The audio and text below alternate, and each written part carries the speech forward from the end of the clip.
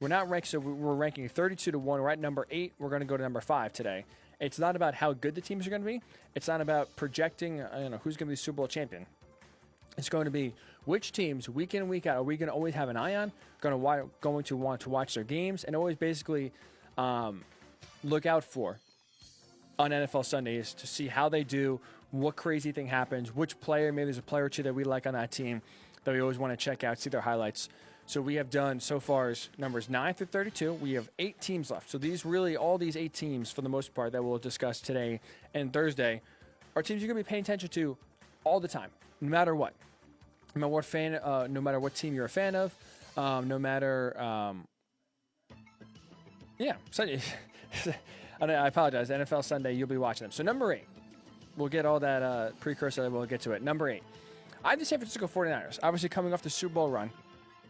I'm really excited to see in the second full season, right, because obviously Jimmy Garoppolo has been in San Francisco longer than just 1 year, but he's only had one healthy season where he's played a full 16 games. I'm excited to see what him and Kyle Shanahan can do.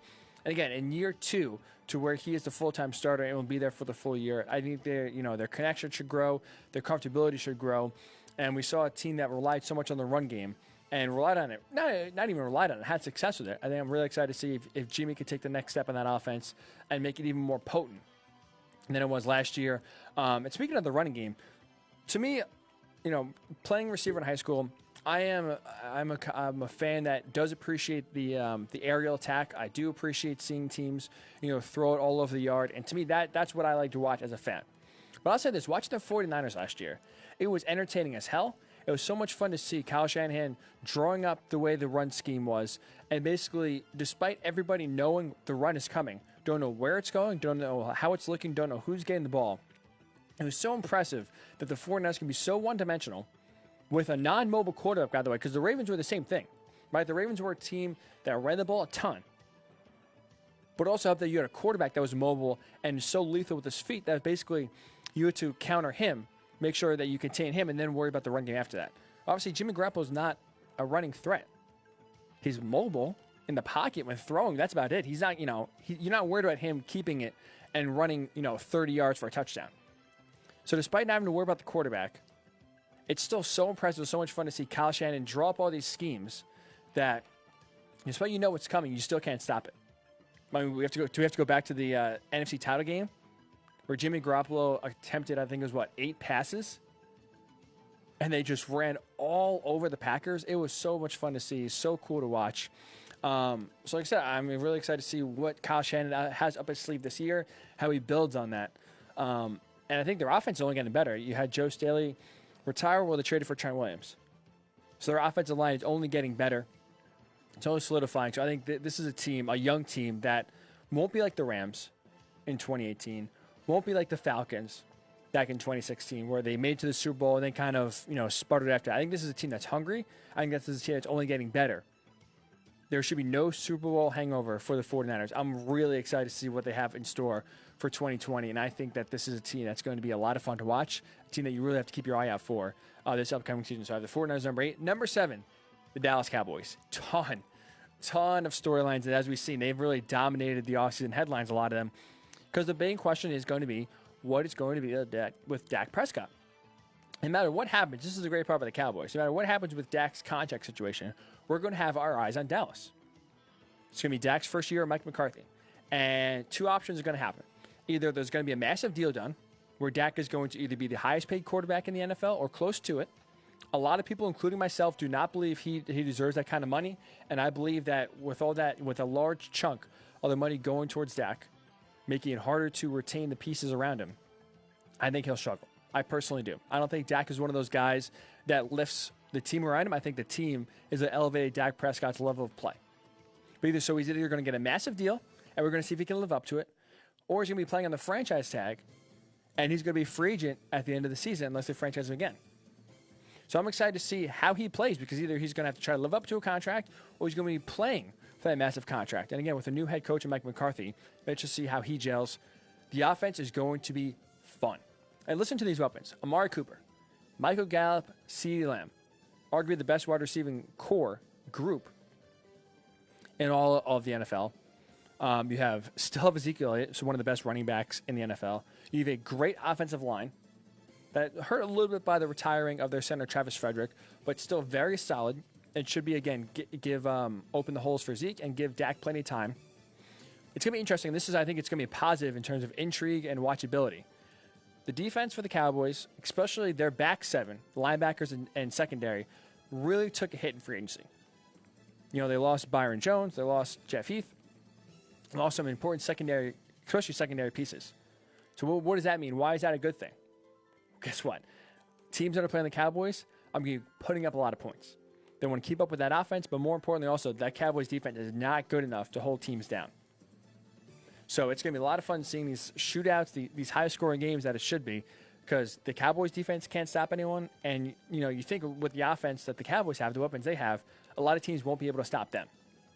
So high-scoring, exciting games should come down to the finish. That's why the Cowboys are going to be very watchable.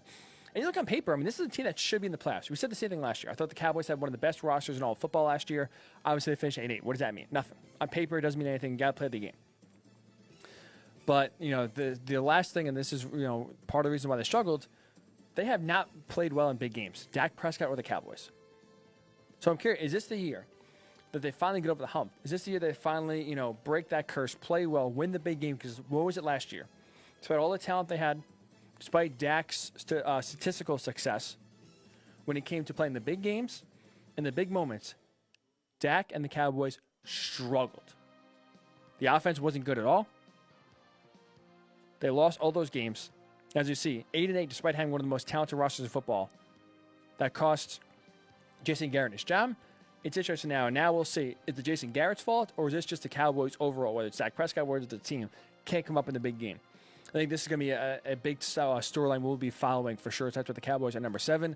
Number 6, the New England Patriots. Obviously, Tom Brady's left. We all know that. They have been, one of the teams we've always been watching this free agency. All eyes are going to be on Jarrett Stidham. How can he play? He is going to be the guy this year, it seems like, to try to replace Tom Brady, a task that's basically impossible. But let's say this. In the past, Bill Belichick has made a career. He basically made his career. And the reason why he's been so successful, so consistent, and won 6 Super Bowls is because he's been able to replace skilled players basically without a hitch. Right? He's seen plenty of guys go to free agency, get paid massive deals in other areas, and he's replaced them with players just as capable or even better.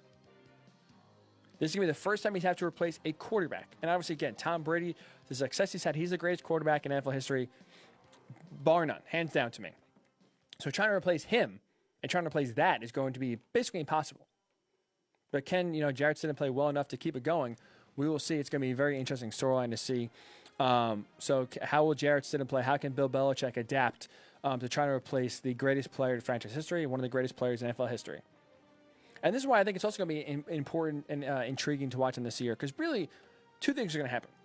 Either the Patriots are going to stink, and everyone's going to, really eat it up, really let it soak in, and basically dance on the Patriots' grave. They go 7-9, even worse, they miss the playoffs. I think everyone's going to be enjoying it and loving it, because for 2 decades we've seen the Patriots kill everyone's hopes and dreams. So I think seeing them fail is going to be good for everybody. Or 2, they're going to win. Bill Belichick's going to win 10 games. He's going to win the AFC East. They're going to go to the playoffs. They're going to get a home playoff game in Gillette. And everyone's going to be amazed, including myself, that, wow. No matter what happens, this team continues to win. Bill Belichick continues to put competent, competitive teams out there. And no matter what, they just win. It may not be pretty. It may not be sexy. It may not be appealing. They win. So let's not forget, the defense was great last year. It's still extremely talented this year. They returned basically most of the defense, if not all the defense. That was great. That stopped a lot of teams. That was one of the best units overall in all the NFL last year. So it's going to be the offense to elevate them and win the games.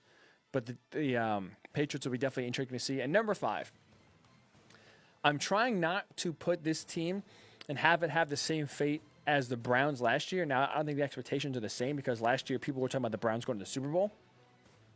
But I think this year, this is a team that's been the offseason darling, a team that people are really starting to buy into, and maybe we could see a nice jump in 2020. That is at number 5, the Arizona Cardinals.